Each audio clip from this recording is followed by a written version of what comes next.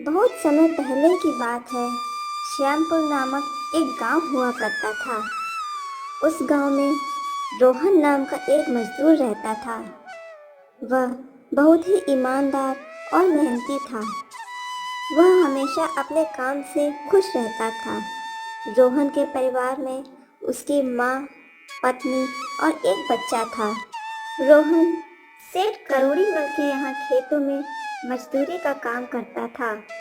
काम के बदले सेठ करोड़ीमल पैसे दिया करता था, जिससे रोहन और उसके परिवार का भरण पोषण होता था। राधा, मैं सेठ जी के खेतों पे काम करने जा रहा हूँ। तुम माँ और राजू का ख्याल रखना। हाँ, और राजू को स्कूल छोड़ आना। अरे राजू कह रहा है कि इसके सर फीस मंगा रहे हैं। हाँ, तो जाकर दे आओ स्कूल की फीस। अजय कहाँ से लाएं फीस? जो आप पैसे लाते हैं इससे घर नहीं चल पाता है, तो स्कूल की फीस कहाँ से जमा करें? इतने से पैसे राजू की फीस कहाँ से जमा करें? आप सेठ करोड़ीमल से पैसे बढ़ाने की मांग करिए। दिन पर दिन महंगाई बढ़ती जा रही है। इतने कम पैसों में कैसे घर चलेगा? बाजार जाओ तो खाने पीने की चीज़ों के दाम इतने महंगे हैं, ऊपर से राजू की फीस और घर का खर्चा। इतने कम पैसों में कैसे गुजारा होगा? ठीक है, मैं आज ही सेठ जी से थोड़े पैसे बढ़ाने की मांग करता हूँ। इतना कहकर रोहन काम पर चला जाता है। अरे भाई, आज तो पैसे मिलने का दिन है और ये सेठ करोड़ी माल उल्टी पट्टी पढ़ाएगा। अरे ये हमेशा के कोई ना कोई बहाना बनाकर हम लोगों को पैसे कम देता है। और पिछली बार मेरे तो आधे पैसे काट लिए थे, यह कह कर कि मैंने 500 रुपये उधार लिए और उसका ब्याज 2000 रुपये हो गया। इसलिए मैं तुम्हारे पैसे 2000 रुपये काट रहा हूँ। हाँ भाई, मेरे भी सेठ करोड़ीमल ने पैसे काट लिए थे। सिर्फ मैंने एक छुट्टी ही ली थी। मेरी माँ बीमार थी, इसलिए मैंने छुट्टी ली थी। मगर इस सेठ करोड़ीमल ने इसका फायदा उठा लिया और मेरे भी आधे पैसे काट लिए थे। हे भगवान, मेरे सेठ जी पूरे पैसे दे दे, मुझे राजू की फीस जमा करनी है। ऐसे सभी लोग खेतों में काम करने लगते हैं। काम करने के बाद सेठ करोड़ीमल के पास सभी मजदूर जाते हैं। सेठ जी, महीना पूरा हो गया है, आप हमारे पैसे दे दीजिए। देखो भाइयों, मेरे पास तुम्हें देने के लिए पैसे अभी नहीं है। अनाज नहीं बिका है, सारा अनाज गोदाम में वैसे का वैसे ही रखा है। परसों या नरसों तक तुम लोगों को पैसे मिल जाएंगे। पर सेठ जी, हमारे पास पैसे नहीं बचे हैं। अरे घर का भी सामान लाना है और राजू की फीस भी जमा करनी है। अरे मैंने कह दिया है ना कि 3 से 4 दिन और रुक जाओ। परसों या नरसों तक तुम लोगों को पैसे मिल जाएंगे। अभी मेरे पास पैसे नहीं हैं। सभी मजदूर अपने अपने घर आ जाते हैं। अजय कितने पैसे मिले हैं? अरे राधा, अभी कुछ भी पैसे नहीं मिले हैं और सेठ जी ने कहा है परसों या नरसों तक पैसे मिल जाएंगे। पैसे नहीं मिले? आपको तो पता है ना, खाने का सामान लाना है, राजू की फीस देनी है। इनके सर बार बार फीस के लिए कह रहे हैं। राजू के सर ने साफ साफ कह दिया है, अगर फीस नहीं है तो कल से बच्चों को स्कूल मत भेजना। बताओ क्या करूं मैं? राधा, तुम ही बताओ मैं क्या करूं? सेठ जी समय पे पैसा ही नहीं देते हैं। अब इंतजार के सिवा और कर भी क्या सकते हैं? अरे परसों या नरसों की बात ही है, चलो देख लेते हैं। ऐसे ही 3 दिन गुजर जाते हैं। 3 दिन बाद सेठ करोड़ीमल सबको पैसे देता है। अरे श्यामू, ये लो इस महीने के पैसे। अरे सेठ जी, ये तो केवल 4000 है। अरे मेरे 5000 बनते हैं ना। काम तो किया है, लेकिन तूने 2-2 घंटे आराम भी किया है। ये पैसे उसी आराम के काटे हैं। अरे सेठ जी, आपने कहा था कि 9 घंटे का काम करने पर पूरे 5000 मिलेंगे। अरे मैंने तो पूरे 9 घंटे काम किया है और 2 घंटे आराम किया है ना। देख श्यामू, मुझे ज्यादा ज्ञान मत दे। ये 4,000 रख। अगर लेना है तो ले, अगर नहीं लेना है तो कहीं और काम जाकर ढूंढ जाकर। बेचारे श्यामू के पास उन पैसों को लेने के अलावा और कोई रास्ता नहीं था। श्यामू उन पैसों को ले लेता है। रोहन, ये लो तुम्हारे 4,500 रुपये। सेठ जी, मेरे तो पूरे 5,000 रुपये बनते हैं। मैंने तो कोई छुट्टी भी नहीं ली है और मैंने पूरा सारा काम भी किया है। हाँ, समय पे तो काम किया ही है, लेकिन इस समय खेतों की मजदूरी कम हो गई है, इसलिए तुम्हें इतने ही पैसे मिलेंगे जब तक मजदूरी के दाम बढ़ नहीं जाते। सेठ जी, 5,000 की बात हुई थी और ये तो 4,500 ही है। कैसे घर चलेगा? अरे राजू के स्कूल की फीस भरनी है और माँ की दवाइयाँ भी लानी है। अरे सेठ जी, रहम करिए। 4,500 ही मिलेंगे। तुझे काम करना है तो कर, नहीं तो और कहीं जाकर देख। बेचारे रोहन के पास उन पैसों को लेने के अलावा और कोई रास्ता न था। अरे भाई, ये सेठ करोड़ीमल नंबर 1 का बेईमान इंसान है। आज सारे पैसे रख लेता है और बहाने बनाता है कि मजदूरी सस्ती हो गई है। अरे देख लेना, हम गरीबों के किसी न किसी की इसको हाय जरूर लगेगी। अरे श्यामू भाई, ऐसे नहीं कहते हैं। वो हमारे मालिक हैं और उन्हीं की वजह से हमारा घर चल रहा है। काहे का दाता काम के पूरे पैसे नहीं देता। अब पूरे महीने मेहनत करके क्या मिलता है? केवल 4,000 रुपये। अरे अपना घर कैसे चली? हम कभी तरक्की नहीं कर पाएंगे। अरे श्यामू भाई, और हम कर भी क्या सकते हैं? अरे हमें मजदूरी करने के अलावा और काम भी कहाँ आता है? और अगर कोई धंधा करना चाहे तो उसके लिए पैसे कहाँ से लाएंगे? अरे जो कुछ है यही सेठ करोड़ीमल है हमारा सहारा। कुछ देर बातें करने के बाद अपने अपने घर निकल पड़ते हैं। जी आ गए आप?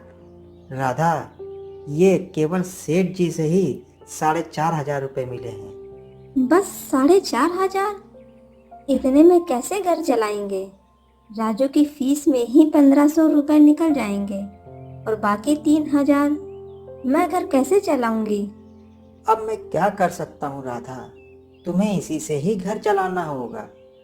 तुम पहले राजू की फीस जमा कर देना, इसके बाद मैं देखता हूँ। अरे आप क्या देखोगे? सेठ जी से पूरे पैसे तो मांगे नहीं। नहीं राधा, मैंने सेठ जी से कहा था, लेकिन उन्होंने मना कर दिया और कहा है लेना हो तो लो, नहीं तो कहीं और काम देख लो। सेठ जी के यहाँ काम करने के बाद मैं कहीं दूसरी जगह काम कर लूँ, जिससे ज़्यादा पैसे आएंगे और घर भी सही चलेगा। आज मैं सेठ जी के यहाँ काम करने के बाद दूसरी जगह भी काम ढूंढने जाऊँगा। इतना कहकर रोहन काम करने निकल जाता है। वह सेठ करोड़ीमल के यहाँ काम करने के बाद दूसरे काम की तलाश में निकल जाता है। रोहन पूरे गांव में काम ढूंढता है, कई जगह जाता है, लोगों से काम मांगता है, लेकिन कहीं उसे काम नहीं मिलता है।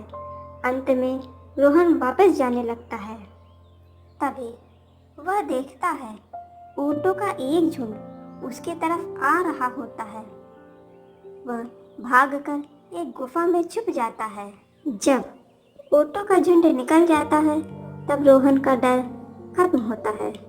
हे ईश्वर, आज तुम्हें बाल बाल बच गया, नहीं तो ऊँटों के पैरों के तले कुचला जाता।